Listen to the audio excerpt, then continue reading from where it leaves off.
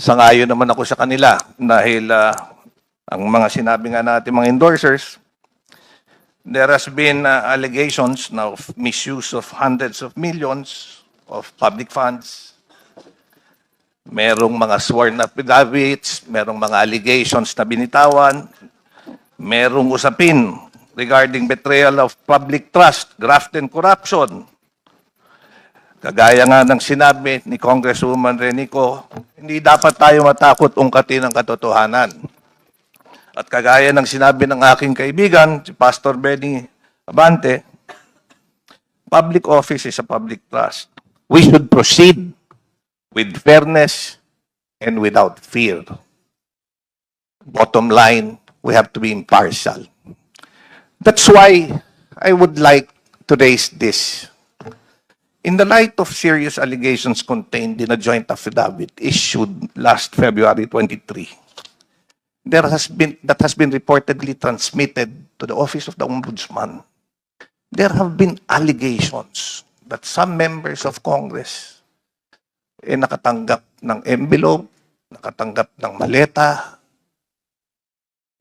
ito'y naibigay, kung hindi sa opisina, sa townhouse. No, let me finish. There's You a will point have your of turn order, because the this is Honorable bearing. Sutay. This is not an allusion Order. to prejudge the veracity of the allegation. Honorable Suntay, there is a point of order. This is also a And point that of includes order, the Madam highest Chair. hierarchy Of, among all the What is motions. the relevancy of this speech? No. To the determination of sufficiency in form? Madam Chair, this is very relevant because we are Please, Honorable Suntay, please wait until he finishes with his point of order. The Honorable Terry Ridon is recognized. Kindly use a microphone which is okay. Madam Chair, the speech of our distinguished colleague is absolutely relevant to the question of sufficiency of form and substance in the matter. And more importantly, my understanding of what he's stating today is that he is probably accusing members of Congress, members of the House Committee on Justice, as receiving payments for the implementation of our mandate in the impeachment proceeding. So, which is which, Madam Chair? So I think his speech is out of order and this should be decided promptly by the committee. Okay, we heard the basis of the point of order of the Honorable Terry Ridon. Now we shall hear the answer of the Honorable Suntay. Yes, Madam Chair. Ang problema sa Kindly kaibigan ko, justify the relevance of your He is statement to the jumping the current gun. impeachment proceedings. he is jumping the gun. This is actually relevant not only in the determination of form and substance. This is relevant in the impartiality, in determining the impartiality of this hearing, which is very important. Madam Chair, this is not an accusation. Kaya nga, kung hinintay lang ako patapusin, ewan ko, bakit naman yung aking kaibigan, naggagalaiti ka agad at concern na concern. You know, if we have nothing to fear, then we just listen. If we are not being alluded, why are we so guilty?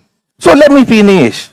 The issue here is not to prejudge the veracity of the allegation. However, given the gravity of the claims and the potential impact on the credibility of the committee's proceeding, ang gusto ko maging malinaw lang po, hindi ko hinuhusgahan yung aking mga kasamahan o ipagpalagay na totoo ang mga aligasyon. Hindi rin po ito personal na laban sa sino man sa inyo.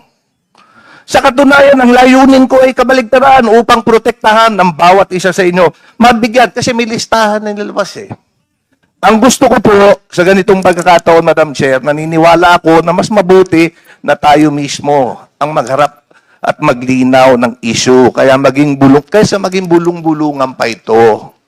Bigyan natin ng pagkakataon bawat membro ng committee. Pagkakataon mismo na mag-assess ng kanilang sitwasyon or if they can be an impartial member of this committee. Yun lang. Kung sa tingin nila, they can be an impartial, then let's proceed. However, if they think that baka pagdudahan sila at pagdudahan yung lalabas dito na resulta, then let's allow them if they want to recuse.